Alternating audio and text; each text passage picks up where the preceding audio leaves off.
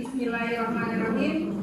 Assalamualaikum warahmatullahi wabarakatuh. Waalaikumsalam warahmatullahi wabarakatuh. Salam sejahtera untuk kita semua. Yang terhormat Ibu Kepala SMA Bukit Asam, Bapak Ibu Dewan Guru, staf PU dan karyawan yang hari ini menghadiri acara diseminasi budaya positif di SMA Bukit Asam. Kami ucapkan terima kasih atas kesediaan waktunya untuk hadir di dalam ruangan ini. Baiklah, pertama-tama mari kita panjatkan puji syukur kita atas kehadirat Allah Subhanahu wa Ta'ala yang telah memberikan kesempatan dan semua kenikmatan yang kita rasakan hari ini, insya Allah sampai kapanpun, dan kita semua dalam keadaan sehat walafiat. Salawat beriring salam tak lupa kita sampaikan kepada junjungan kita Nabi besar Muhammad SAW yang telah membawa kita umatnya dari zaman kegelapan menuju zaman yang terang benderang seperti yang kita rasakan sekarang ini. Baiklah Bapak Ibu, adapun acara kita pada pagi hari ini yaitu diseminasi budaya positif di SMA Bukit Asam yang dalam kesempatan ini akan kami sampaikan berdua dengan Pak Robi. Nanti kami ada berbagi tugas ya, beberapa slide. Nanti mohon kesediaan waktunya untuk tetap berada di sini. Yang pertama yaitu perubahan paradigma belajar. Apa itu perubahan paradigma belajar? Perubahan paradigma belajar adalah merupakan pergeseran antara stimulus respon terhadap teori kontrol. Pembelajaran ini dirancang berdasarkan prinsip pembelajaran yang berpihak pada murid dan berdiferensiasi. Sampai ini ada yang sudah paham Bapak Ibu pembelajaran yang berpihak pada murid itu seperti apa? Sudah paham? Dan pembelajaran berdiferensiasi itu seperti apa? Sudah paham? Oh belum paham? Pembelajaran berdiferensiasi itu merupakan pembelajaran yang menyesuaikan dengan kebutuhan murid. Jadi kita tahu bahwa murid yang ada di sekolah kita itu memiliki latar belakang yang berbeda-beda, dari suku, budaya, agama, ras, dan lingkungan tempat dia tinggal. Jadi kita tidak bisa menyamaratakan kebutuhan belajar dari murid-murid kita. Yang kita tahu gaya belajar itu ada berapa Bapak Ibu? Ada 3. Yang benar boleh nomor 1 apa? Visual. Ya, gaya belajar secara visual. Visual itu apa? Melihat gambar. Oke, yang kedua audio. Hanya mendengar berarti kan? Hanya mendengar itu sudah dia bisa menangkap pembelajaran yang diberikan guru pada saat itu. Kemudian terakhir audio visual, kemudian atau kinestetik. Kinestetik itu berarti menggunakan fisik, bergerak. Jadi setiap murid itu tidak akan sama kebutuhan belajarnya seperti apa. Nah ini adalah tugas kita sebagai guru, harus tahu kebutuhan murid itu seperti apa. Jadi kita tidak bisa menyamaratakan. Di kurikulum Merdeka itu sudah ada pemetaannya, yaitu tadi pembelajaran berdiferensiasi. Kita guru itu sama seperti dokter sebetulnya. Kenapa seperti dokter? Dokter itu dalam mendiagnosis suatu penyakit, ya kan, untuk mengetahui nanti resep obat apa yang akan diberikan, pasti dia ada diagnosis awal kan. Nah kita sebagai guru pun ada. Apa diagnosis kita di awal? Ada yang tahu Bapak Ibu? Seperti kalau dalam awal pelajaran itu kita menyebar angket, minatnya apa, ya, kemudian ya tadi untuk mengetahui daya belajarnya tersebut, agar ketika pembelajaran misal satu materi, kalau di pelajaran saya agama misalnya tentang berwudu, kalau anak kita kinestetik jelas dia mau praktek, tapi kalau anaknya memang yang audio atau visual, hanya dia dengan melihat atau mendengarkan penjelasan dia sudah paham. Tapi kalau anak kinestetik tidak seperti itu, harus kita praktekkan cara-caranya berdasarkan urutannya secara tertib. Paham Bapak Ibu? Paham. Kemudian teori kontrol. Di teori kontrol itu menurut Dr. William Glasser dalam bukunya teori kontrol yang kemudian berkembang dan dinamakan Tolstoy teori, meluruskan beberapa miskonsepsi tentang makna kontrol. Yang pertama, ciri guru mengontrol murid. Pada dasarnya, kita tidak dapat memaksa murid untuk berbuat sesuatu. jikalau murid tersebut memilih untuk tidak melakukannya. Betul tidak Bapak Ibu? Kemudian yang kedua, ilusi bahwa semua penguatan positif efektif dan bermanfaat. Penguatan positif atau bujukan adalah bentuk-bentuk kontrol. Kita bujuk murid, ayolah nak, gak usah telat lagi, itu kan bujukan. Ayo nak belajar. Kalau kau tidak belajar nanti kamu gak bisa jawab. Itu adalah bujukan agar anak mau melakukannya. Kemudian yang ketiga, ilusi bahwa kritik dan membuat orang merasa bersalah dapat menguatkan karakter, yaitu menggunakan kritik dan rasa bersalah orang untuk mengontrol murid menuju pada identitas gagal. Mereka belajar untuk merasa buruk tentang diri mereka. Dan yang terakhir, ilusi bahwa orang dewasa memiliki hak untuk memaksa. Kita tanpa sadari, karena kita orang dewasa di sekolah ini, kita sering memaksa murid. Ada yang tahu, Bapak Ibu, mencontohkan apa yang kita sering paksa terhadap murid? Ya betul. Piket. Terus apa lagi? Buang sampah. Untuk datang tepat waktu, tidak boleh terlambat. Memakai seragam yang sering terjadi. Kaos kaki yang harus panjang, kakinya yang pendek. Tidak mendapatkan maksud itu sering setiap pagi itu ketika salaman anak-anak perempuan terutama pakai aksesoris, memakai lipstick misalnya. Kita memaksa bahwa mereka jangan pakai karena itu ada aturannya. Nah nanti ini akan dijelaskan lebih lanjut oleh Pak Robi berkaitan dengan keyakinan kelas yang akan dibentuk. Selanjutnya itu nilai-nilai kebajikan. Nilai-nilai kebajikan yang sudah disepakati terlepas dari suku, bangsa, budaya, latar belakang, agama dan lain-lain. Yang pertama ini dalam kurikulum Merdeka yaitu profil pelajar Pancasila. Isinya apa? Beriman, bertakwa kepada Tuhan yang Maha Esa dan berakhlak mulia. Kemudian yang kedua mandiri, ketiga bernalar kritis, keempat berkebinekaan global, kelima bergotong royong, dan yang terakhir kreatif. Nah di antara profil pelajar Pancasila ini yang paling sering kita lakukan sesuai dengan budaya kita adalah Bapak Ibu. Yang sering kita lakukan ciri dari masyarakat Indonesia bergotong royong. Nah contohnya siapa yang bisa memberikan contoh ketika kita berada di kelas atau di lingkungan sekolah dalam hal bergotong royong? Piket memberikan kelas. Banggi apa Banggi? GSMP ada? Nah, di sekolah kita contohnya apa Banggi? Menanam, kemudian nanti ada panen bersama, kemudian lagi membersihkan setiap kali tanaman. Ya, itu salah satu contoh bergotong royong karena hasilnya pun akan dinikmati secara bersama seperti yang gerakan sebesar mandiri pangan tersebut. Kemudian 9 pilar pokok karakter yang ada di Indonesia. Salah satu yaitu cinta Tuhan dan segenap ciptaannya. Kemudian kemandirian dan tanggung jawab, kejujuran, diplomatis, hormat dan santun, dermawan, suka menolong dan gotong royong, percaya diri, kreatif dan pekerja keras, kemudian kepemimpinan dan keadilan, baik dan rendah hati, toleransi, kedamaian dan kesatuan. Baiklah yang terakhir yaitu the seven essential virtues. Yang pertama empati, kedua suara hati, yang ketiga kontrol diri, keempat rasa hormat, kelima kebaikan, keenam toleransi, dan terakhir keadilan. Ini yang terakhir ini global yang berarti hampir semua dunia memakainya. Selanjutnya yaitu motivasi perilaku manusia. Motivasi perilaku manusia ini menurut Dian Gosen itu ada 3. Dian Gosen itu termasuk salah satu pakar dari psikologi. Yang pertama untuk menghindari ketidaknyamanan atau hukuman. Jadi kalau siswa atau murid kita itu melakukan kesalahan, itu sebenarnya dia itu menghindari ketidaknyamanan atau hukuman. Yang kedua untuk mendapatkan imbalan atau penghargaan dari orang lain. Ketika dia tidak melakukan kesalahan, maka kita secara tidak langsung guru kadang-kadang mengapresiasi dengan sebuah penghargaan. Apa contohnya?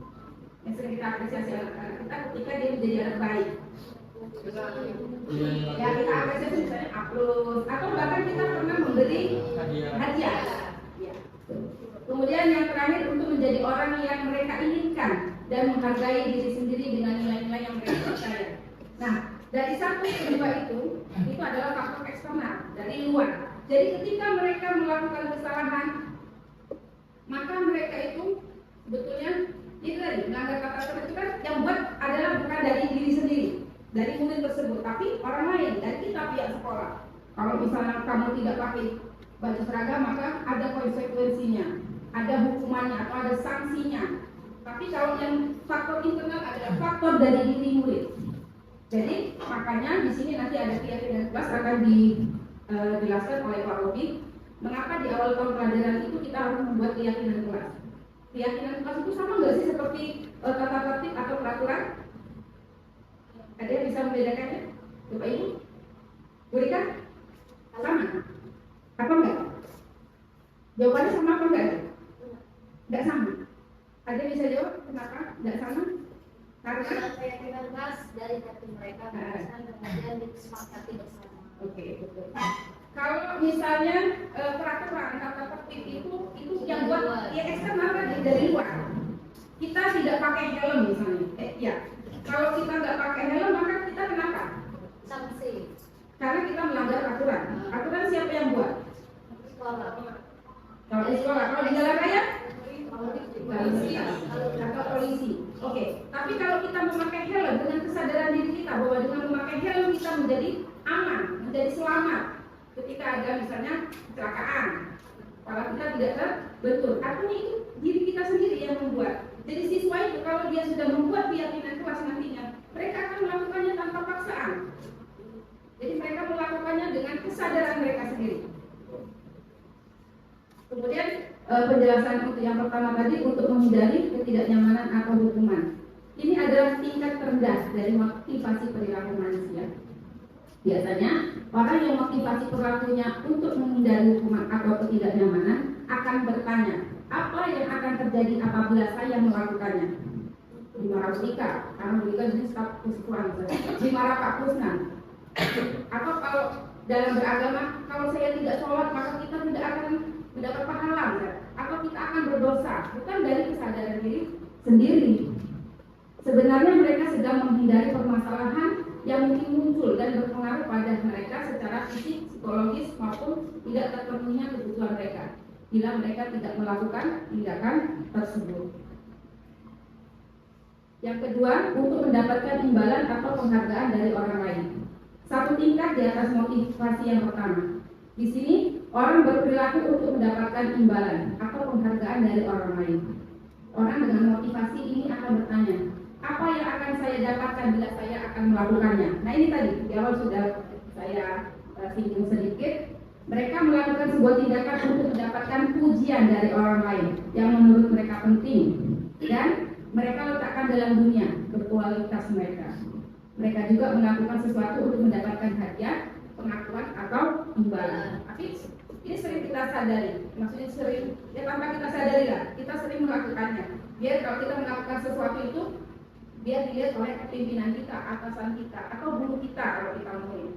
Ya, bukan dari diri kita sendiri. Contohnya kalau kita sebagai guru, kalau kita tidak datang tepat waktu, maka atau tidak memakai seragam, ada hal itu pasti, oh nanti saya akan ditegur oleh Bu Triana misalnya. Itu. Selanjutnya, untuk menjadi orang yang mereka inginkan dan menghargai diri sendiri dengan nilai-nilai yang mereka percaya. Orang dengan motivasi ini akan bertanya, akan menjadi orang yang seperti apabila saya melakukannya. Mereka melakukan sesuatu karena nilai-nilai yang mereka yakini dan hargai. Dan mereka melakukannya karena mereka ingin menjadi orang yang melakukan nilai-nilai yang mereka yakini tersebut. Nah, dari ketiga itu, inilah yang faktor internal atau intrinsik dari dalam diri kita sebagai manusia, atau kalau di sekolah sebagai murid, atau kita sebagai guru. Selanjutnya yaitu kebutuhan dasar manusia. Kebutuhan dasar manusia ini ada 5. Yang pertama, kebutuhan untuk bertahan hidup. Siapa yang bisa memberikan contohnya kebutuhan untuk bertahan hidup? Makan. Kemudian kita memperbanyak keturunan termasuk. Jadi kalau ada siswa atau murid kita datang ke sekolah dalam keadaan lapar, ya, ada dalam keadaan lapar dan mereka membuat gaduh, mengganggu temannya atau mengambil bekal temannya tadi, yang murid kita tadi. Sebetulnya dia sedang mempertahankan hidup karena dia lapar. Orang tuanya tidak sempat menyiapkan bekal atau makanan. Jadi apa usaha kita sebagai guru? Nah, kalau bisa, itu yang paling bagus berikan. Kita memberikan makanan, biar dia tidak mengganggu temannya tadi. Jangan malah dimarahi. Kalau dimarahi dia tambah orang sedang lapar, kita marahi, tambah dia emosi juga dan tidak mau menuruti, ya, dan tidak apa, pokoknya keluar dari keyakinan kelas yang sudah disepakati tadi. Kemudian yang kedua, kebutuhan akan perasaan diterima oleh kelompok atau komunitasnya. Love and belonging. Bu Ira bisa memberikan contoh? Yang kedua, kebutuhan akan perasaan diterima dan oleh kelompok atau komunitasnya.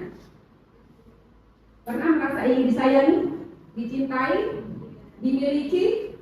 Nah, seperti itulah siswa kita. Mereka juga ingin merasa ya kita sayangi, kita perhatikan, keberadaannya itu kita hargai.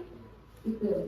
Kemudian yang ketiga, kebutuhan akan kebebasan ataupun kebutuhan untuk membuat pilihan atau freedom. Nah, kalau kita orang dewasa, kebutuhan yang ketiga itu kebebasan dalam memilih jodoh misalnya, ya kan? Nah, siswa pun atau murid pun punya kebebasan dalam memilih apa dia, memilih gaya belajar mereka. Ya, mereka itu termasuk di dalam apa? Kinestetik, audio, auditori atau visual, dan kita harus berusaha untuk yang memfasilitasi. Yang keempat, kebutuhan akan kesenangan atau fun. Ada bisa memberikan contoh, Kak Reki? Kalau kita piknik itu senang nggak? Kita tertawa, ya liburan. Kalau kita tertawa, kemudian kita bersenang-senang, gitu kan? Itu kebutuhan kita sebagai manusia, itu sangat manusiawi sekali. Kalau kita monoton aja hidup ya, nggak ada tawanya, nggak ada senang-senangnya, lama-lama stres gitu. Begitu juga murid di sekolah ini, jangan pula ya dia juga situasi kondisinya, maksud saya ketika pembelajaran memang harus serius ya mereka sulit. Tapi kalau memang lagi santai, nggak apa-apa lah mereka tuh. Ya mungkin kita apa ya, kita aja kasih ice breaking, nah itu kan untuk mengembalikan lagi semangat mereka. Itu salah satunya. Yang terakhir adalah kebutuhan akan penguasaan atau power. Siapa bisa memberikan contoh? Ketika murid kita berprestasi, dia punya power, dia punya kekuatan. Ini loh saya, gitu kan? Dan itu siapa yang mensupportnya? Kita sebagai guru. Makanya Bapak Ibu jangan berhenti atau pokoknya kita selalu senantiasa mensupport murid-murid kita itu untuk menjadi lebih baik, karena menurut Ki Hajar Dewantara dalam filosofi beliau itu guru hanya sebagai menuntun kodrat hidup kita sesuai dengan perkembangan kodrat dan zaman. Kalau dulu kita belajar, kalau zaman aku masih pakai papan tulis yang hitam itu, pakai kapur. Kalau mungkin di Bapak Ibu sudah zaman whiteboard ya. Atau sekarang mungkin ada sekolah-sekolah yang sudah maju, sudah modern, mereka menggunakan sistem komputerisasi digital seperti adik kita di SD SMP. Itu nggak masalah, itu sesuai dengan kodrat zamannya. Memang zamannya seperti itu. Kalau zaman saya mencari referensi, nggak ada Google, adanya di perpustakaan. Ya harus ke perpustakaan pada saat itu. Tapi apakah sekarang seperti itu? Tidak. Jadi kita tidak bisa melarang murid untuk aktualisasi dirinya hanya literasinya misalnya ke perpustakaan aja, manual menurut saya gitu. Sekarang kan sudah serba online, tinggal kita memberi batasan-batasan saja kepada murid-murid kita tersebut.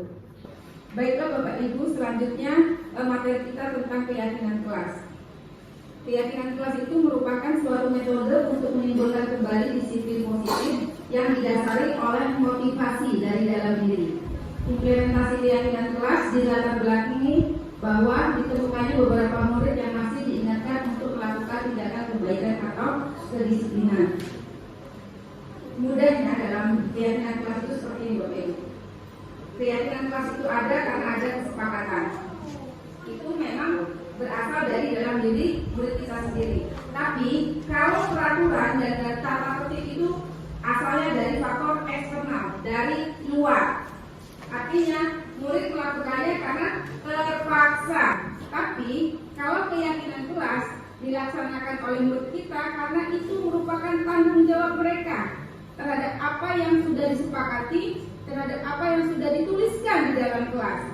Paham Bapak Ibu? Paham. Baik, selanjutnya tujuannya. Tujuan membuat keyakinan kelas itu apa sih? Yang pertama, dapat menganalisis pentingnya memiliki keyakinan sekolah atau kelas sebagai fondasi dan arah tujuan sebuah sekolah atau kelas yang akan menjadi landasan dalam memecahkan konflik atau permasalahan di dalam sebuah sekolah atau kelas. Kemudian dapat menjelaskan proses pembentukan dari peraturan-peraturan beralih ke keyakinan kelas. Kemudian dapat berpikir kritis, kreatif, reflektif, dan terbuka dalam menggali nilai-nilai yang dituju pada peraturan yang ada di sekolah masing-masing. Tujuannya tadi adalah untuk agar murid kita bertanggung jawab. Sekali lagi, agar mereka bertanggung jawab terhadap apa yang sudah dibuat di dalam kelas, yaitu keyakinan kelas. Jadi bukan karena terpaksa atau dipaksa. Kemudian mengapa keyakinan kelas? Mengapa tidak peraturan kelas saja? Ini tadi sudah dicontohkan di awal. Mengapa kita harus memakai helm? Mengapa kita harus mencuci tangan? Kalau kita sudah meyakini bahwa dengan memakai helm atau mencuci tangan, maka kita sudah tahu bahwa dengan memakai helm maka kita akan menjadi selamat dalam berkendaraan. Dan mencuci tangan adalah untuk kesehatan. Bukan karena takut dengan Pak Polisi atau takut dengan bakteri dan lain-lain.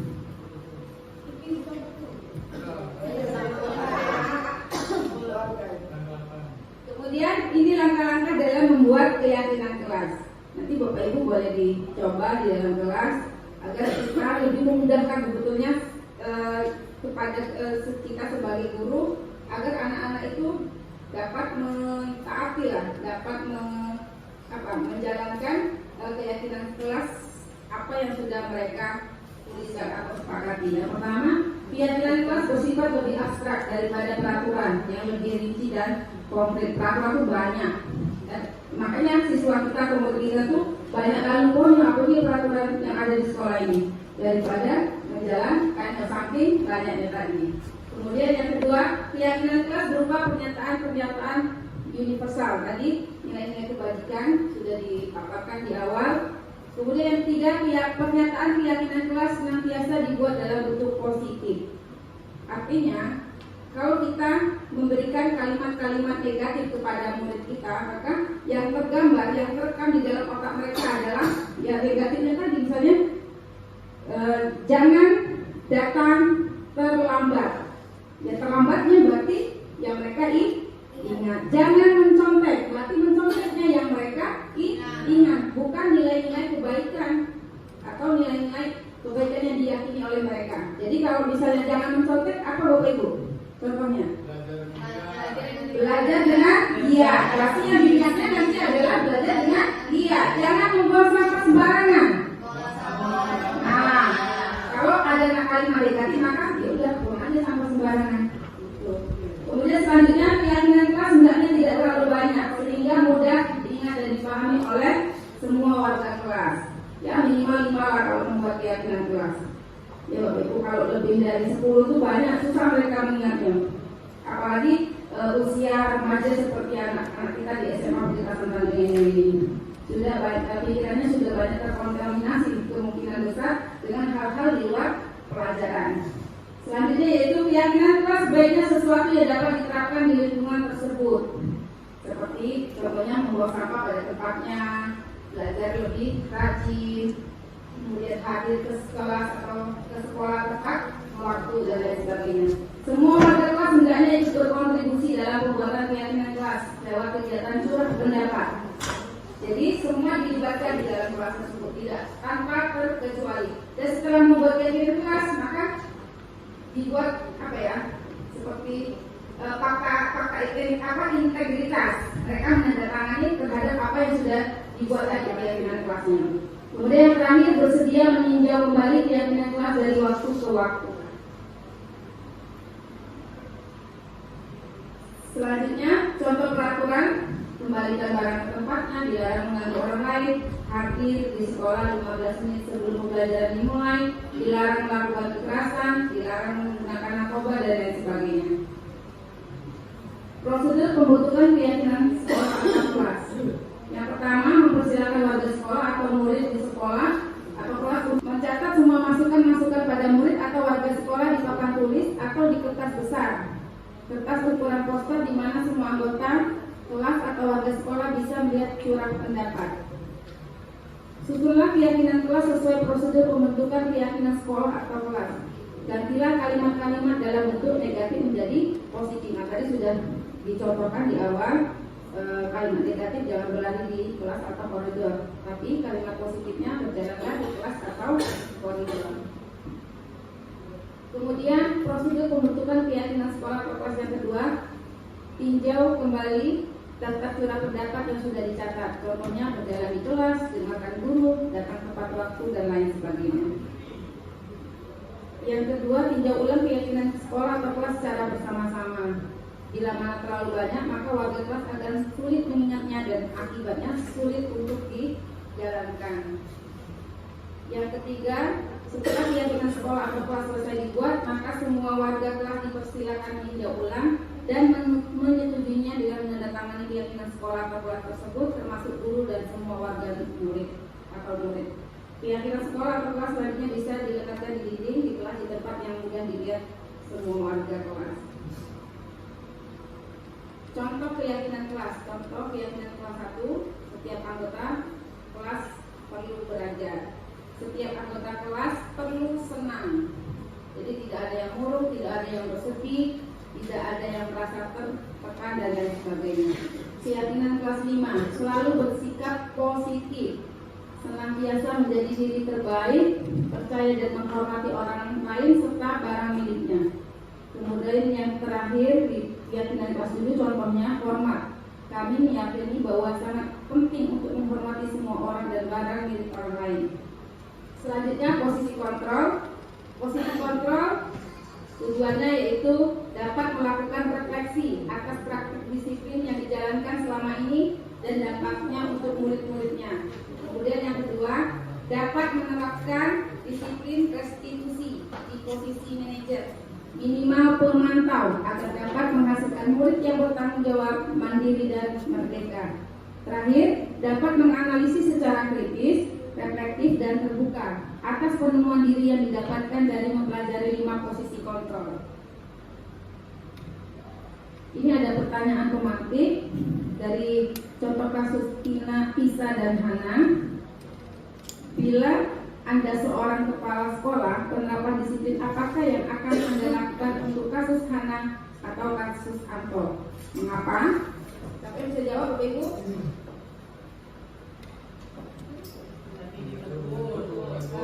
Positif, menegur, menasehati. putus, dipanggil Bu, ditegur dan dinasihati. ya betul.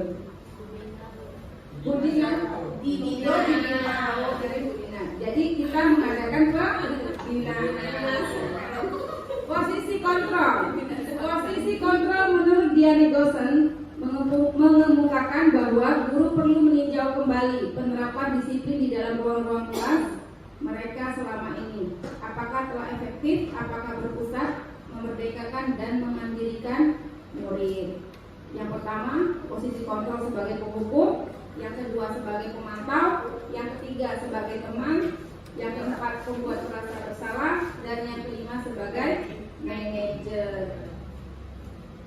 Nah, posisi kontrol sebagai penghukum, yaitu seorang penghukum bisa menggunakan hukuman fisik maupun verbal. Contohnya, patuhi aturan saya, atau awas, kamu selalu saja salah.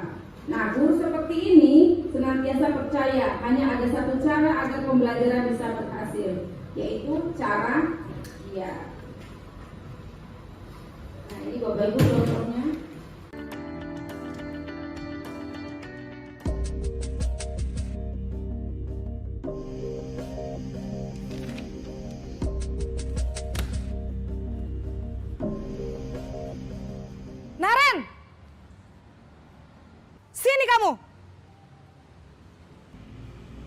Selamat pagi, Bu.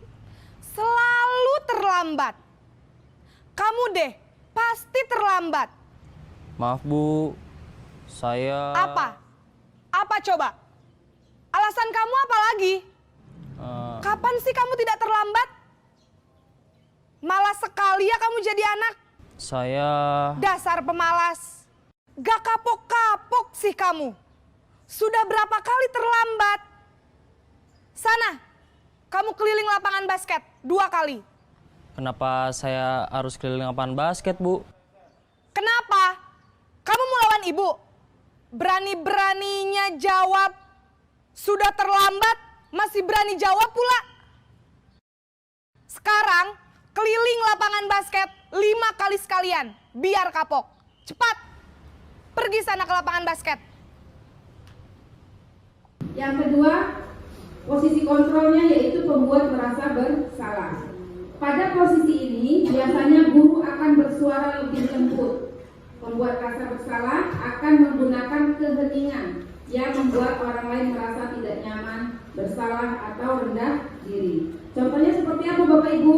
Contohnya Ibu sangat kecewa sekali dengan kamu.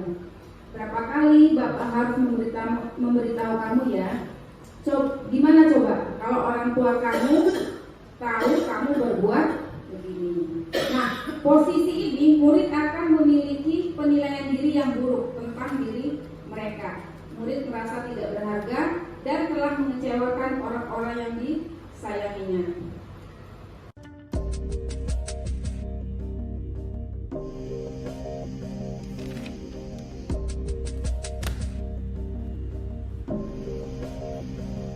Naren!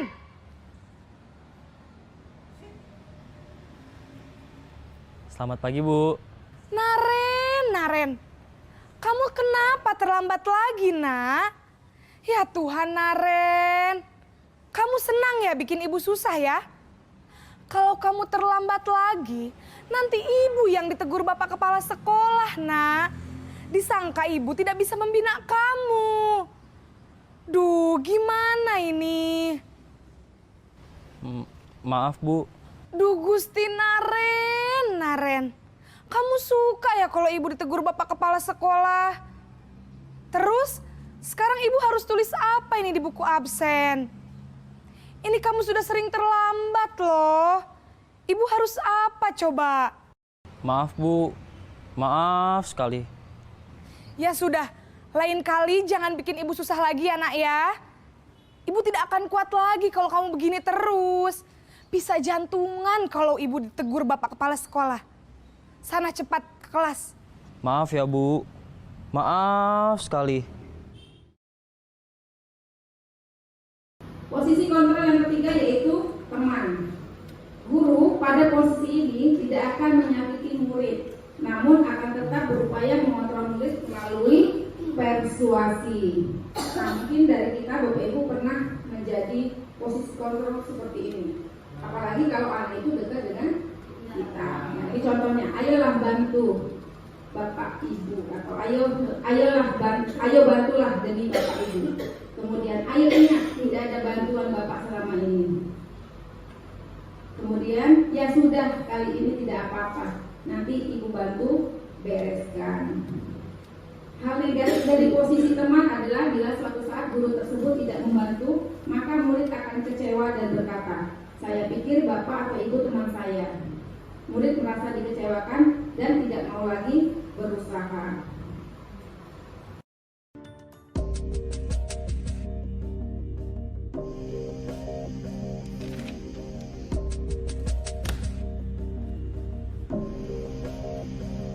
Naren!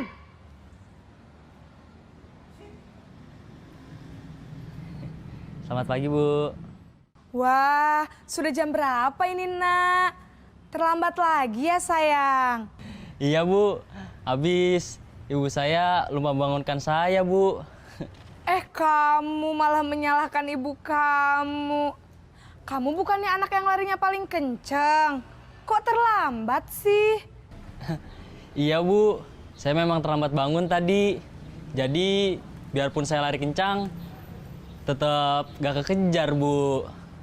Ya sudah sana, Nanti lain kali larinya lebih kenceng lagi ya. Biar gak terlambat lagi. Bikin seneng ibu. Demi ibu. Bisa kan? Bisa lah, Bu. Ya sudah, sana masuk kelas. Ibu beresin urusan absen kamu. Kamu ini ada-ada saja. Yang keempat yaitu posisi kontrol sebagai pemantau.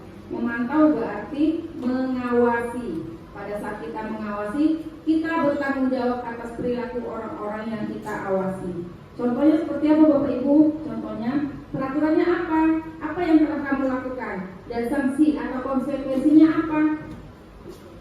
Ini mungkin kita pernah juga merasakan atau pernah menjalaninya ya, sebagai posisi kontrol pemantau tanpa kita sadari.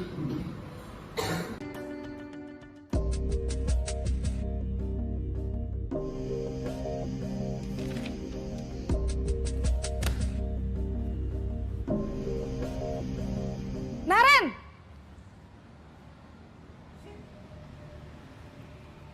Selamat pagi, Bu. Naren, apa peraturan sekolah kita tentang jam berapa kita harus masuk sekolah, nak? Kita harus di sekolah jam 7, Bu. Iya, betul. Sekarang sudah jam 7.20. Naren sudah tahu konsekuensinya jika terlambat hadir. Paham, Bu. Saya harus tinggal kelas pas jam istirahat selama 20 menit. Iya, benar. Konsekuensinya demikian. Jadi nanti jam 9.30 pas istirahat, kamu harus tinggal di kelas, kerjakan tugas tambahan untuk ketertinggalan kamu, ya? Baik, Bu. Selanjutnya yang terakhir yaitu posisi manajer. Nah, posisi manajer itu terus terang saya juga belum pernah melakukannya Bapak Ibu, tapi dengan adanya pendidikan CGP ini mudah-mudahan ada perubahan ke arah yang lebih baik dari posisi penghukum, kemudian pemantau, teman, nah ke posisi manajer. Karena posisi manajer itu paling sulit kalau menurut saya.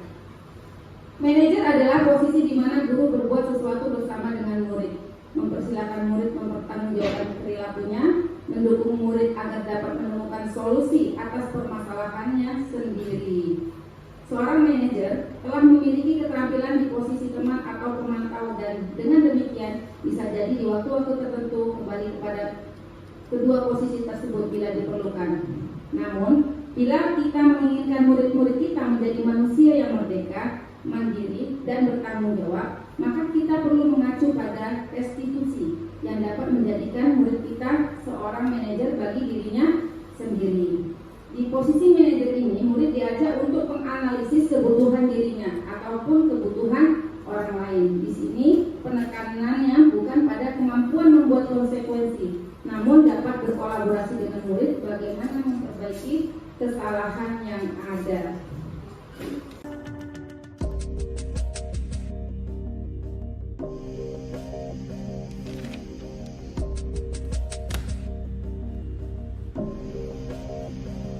Naren!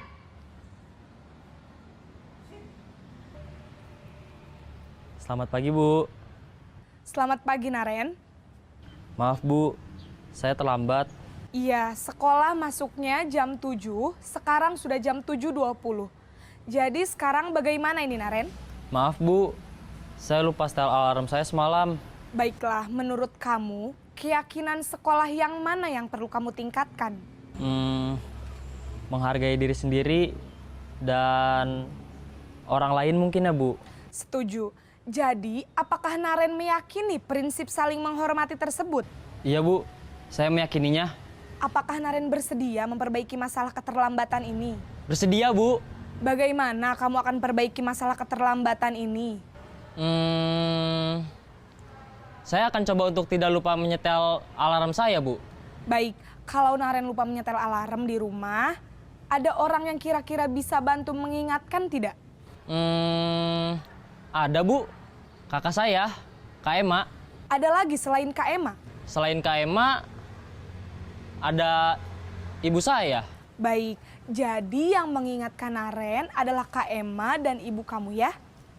Kira-kira akan mulai setel alarm kapan nih, Naren? Setelah pulang sekolah, akan segera saya lakukan. Baik, Jadi Naren akan setel alarm untuk bangun besok pagi dan akan diingatkan oleh kakak dan ibunda Naren ya. Ada lagi yang mungkin perlu dilakukan Naren agar tidak terlambat bangun lagi? Tidak ada, Bu. Baik Naren, terima kasih untuk kerjasama kamu. Sekarang kamu perlu kembali ke kelas untuk belajar. Baik, Bu. Terima kasih. Kemudian yang terakhir yaitu segitiga restitusi. Apa itu segitiga restitusi?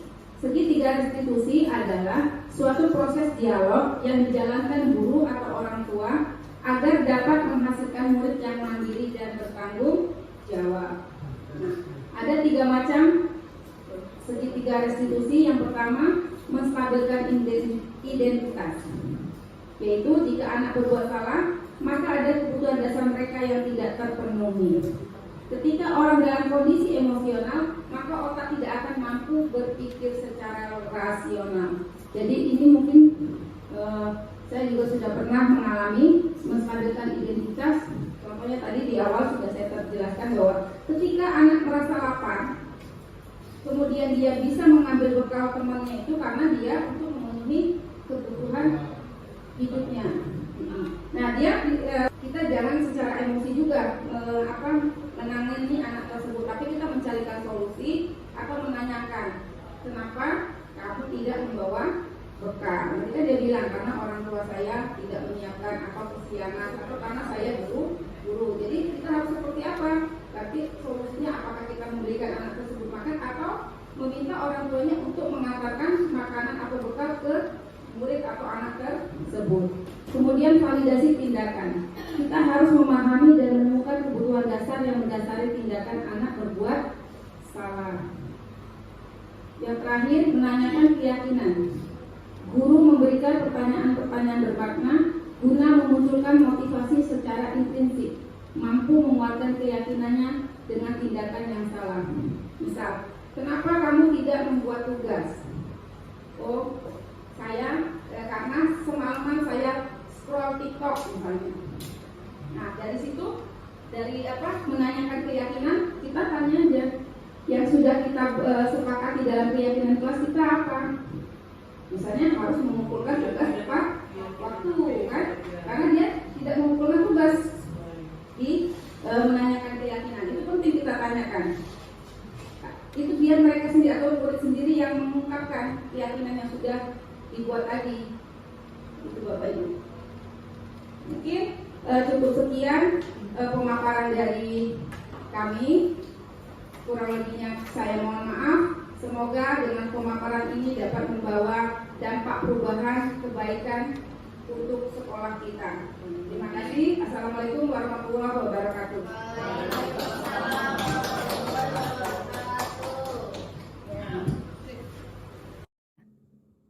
Assalamualaikum warahmatullahi wabarakatuh. Saya Tri Hartini dari SMA Bukit Asam, Tanjung Enim.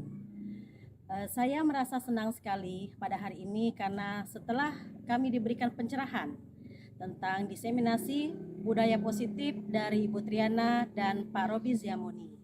Di sana kami banyak sekali belajar tentang 5 posisi kontrol, tentang segitiga restitusi, tentang banyaklah tentang budaya positif yang nantinya insya Allah akan kami laksanakan di SMA Bukit Asam Tanjung Enim yang kami banggakan ini.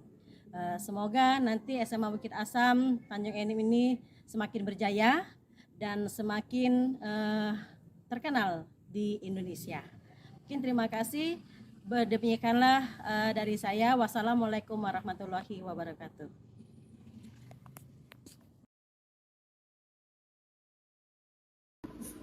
Bismillahirrahmanirrahim. Assalamualaikum warahmatullahi wabarakatuh. Waalaikumsalam warahmatullahi wabarakatuh. Apa kabar kalian anak-anak hari ini? Alhamdulillah, luar biasa.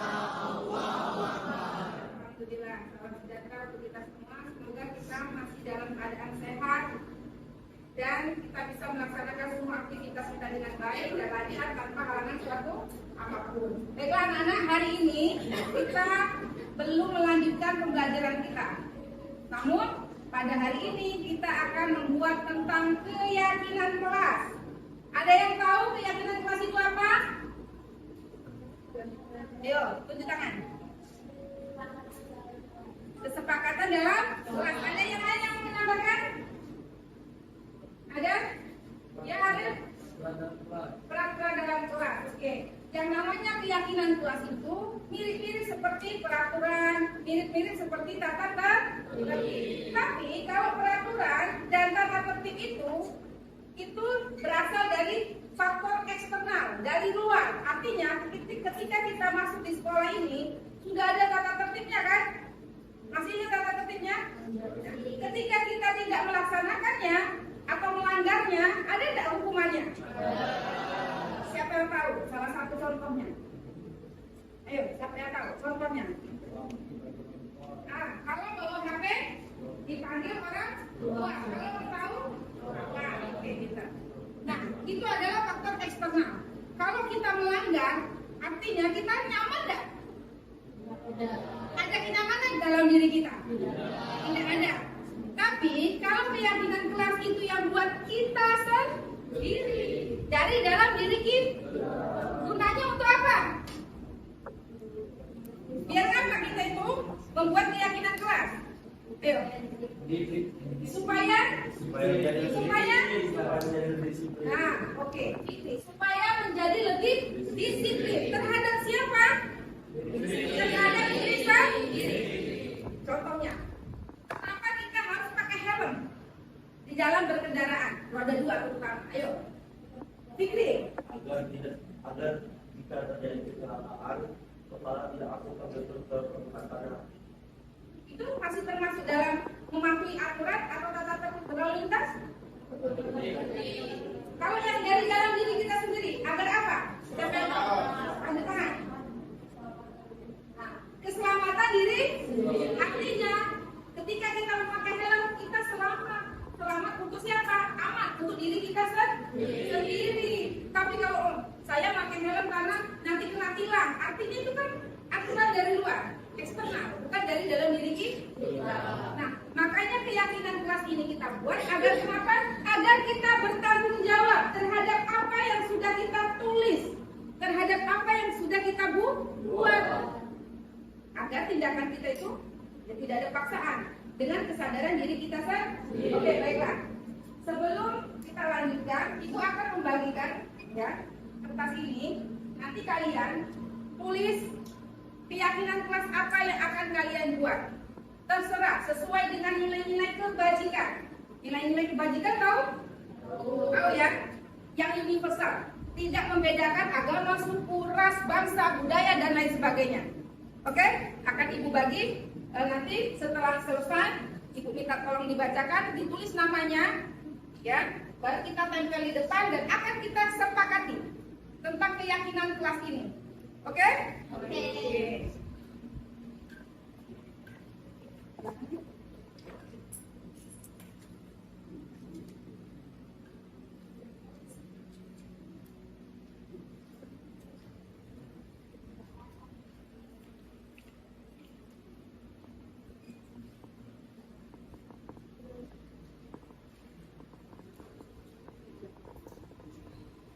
Jangan lupa ditulis nama dan tuliskan keyakinan apa yang akan kalian tuliskan atau kalian akan yakini dan dilaksanakan di dalam kelas, di dalam keseharian kita di sekolah ini.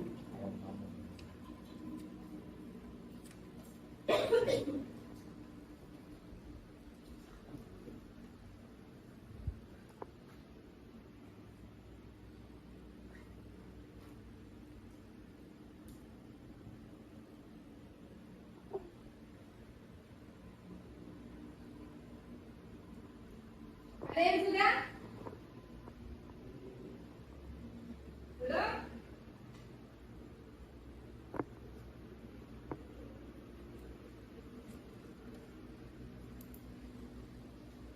Akil sudah? Belum. Sudah? Betul. Berkali-kali.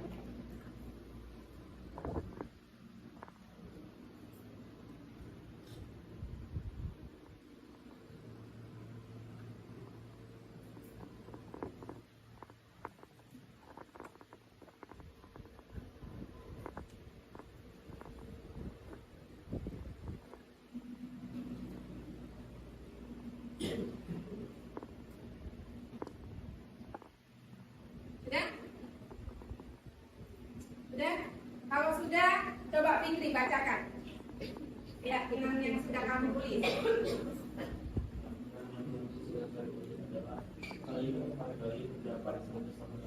Saling menghargai pendapat satu dengan yang lain. Oke.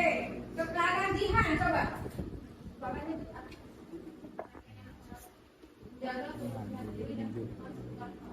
Menjaga kebersihan diri dan lingkungan. Akil. Ayo bacakan Akil. Tidak boleh memakai sepatu saat berada di dalam kelas. Tidak boleh memakai sepatu saat berada di Dalam kelas. dalam kelas. Oke, ibu pakai tapi ya. Dekat.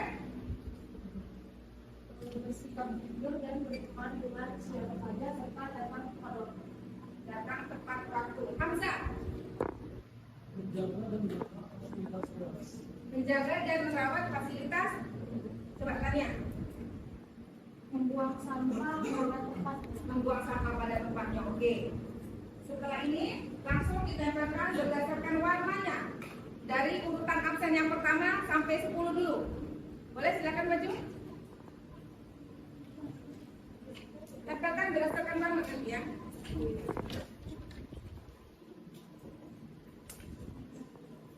Yang pink.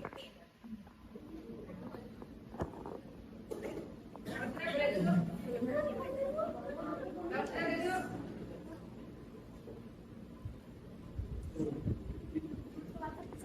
Ya. Sekarang absen 11 sampai 20.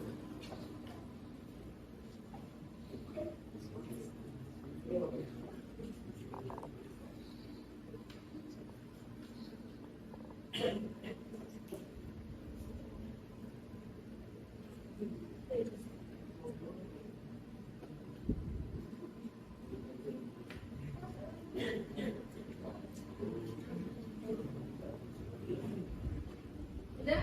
Absen 21 sampai 29. Oke.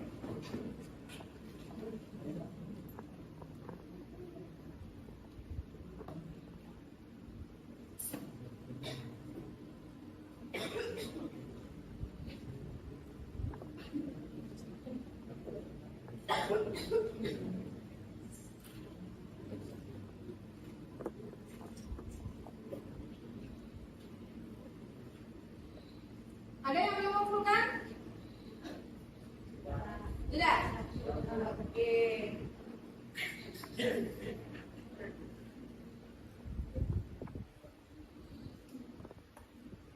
Ibu bisa minta tolong bantu menuliskan di papan tulis. Siapa? Ayo. Dea.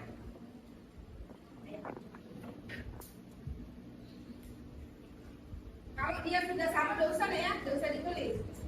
Siapa yang mau membacakan? Bantu ibu. Oke, Hamzah. Oke. Nanti kamu yang tulis, dia apa? Hamzah yang bacain. Ayo. Keyakinan jelas. Tulis. Tadi, ya. Tadi ibu dengar ada yang masih keyakinan kelasnya ada kata-kata negatif. Ya, punya Akil lah kalau nggak salah tadi. Ya, Akil, apa tadi? Ingat nggak keyakinan kelasnya apa? Tidak memakai sepatu yang Tidak memakai sepatu di dalam. Berarti apa kalau nilai positifnya? melepas Melepas sepatu di dalam. Boleh, melepas sepatu di dalam kelas. Siapa enggak? Bacakan. Ustaz.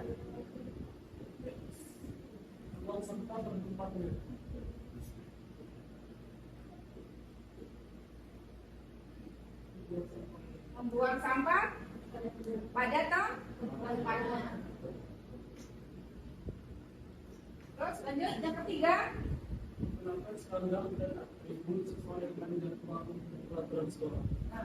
Memakai seragam dan atribut sesuai dengan jadwalnya. Oke. Memakai pakaian seragam dan atribut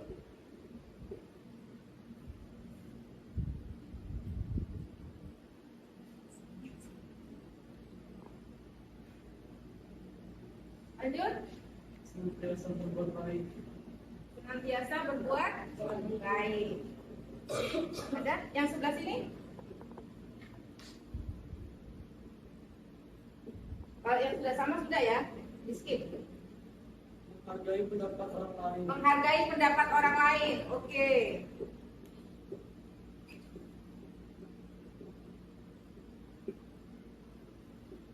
Terus? Ada lagi? Menjaga nama baik Menjaga nama baik apa? Kelas. kelas.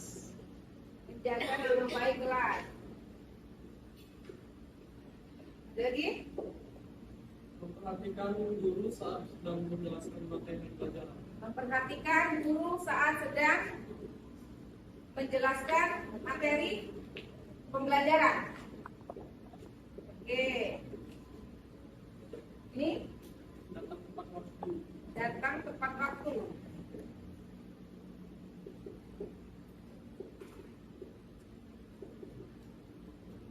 Datang tepat waktu. Menjalankan piket kelas. Menjalankan piket kelas. Oke.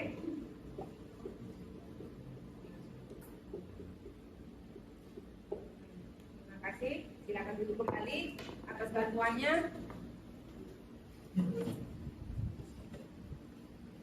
Nah, anak-anak inilah ya keyakinan kelas yang sudah kalian tulis tadi.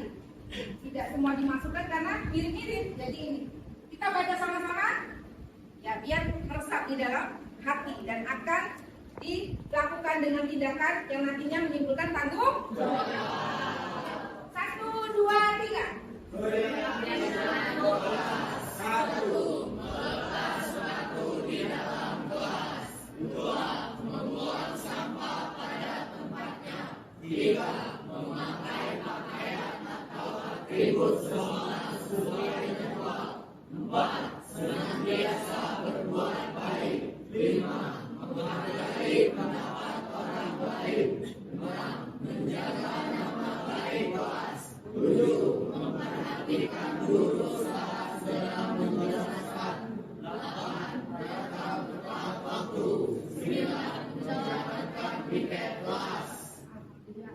Semoga dengan adanya keyakinan kelas ini kita dapat mendisiplinkan diri kita.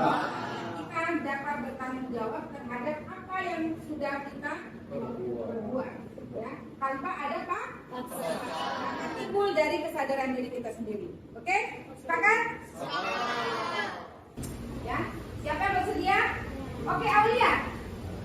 Kami sebagai murid dalam pembelajaran hari ini membuat keyakinan kelas adalah kami menjadi dapat bertanggung jawab dalam menjalankan keyakinan yang telah kami sepakati. Oke.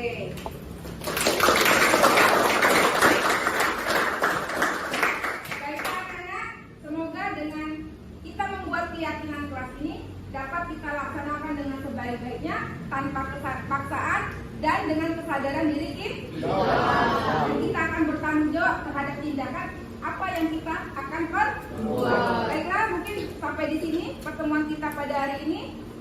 Kita akan bertemu kembali minggu depan dengan pembelajaran, melanjutkan pembelajaran atau materi.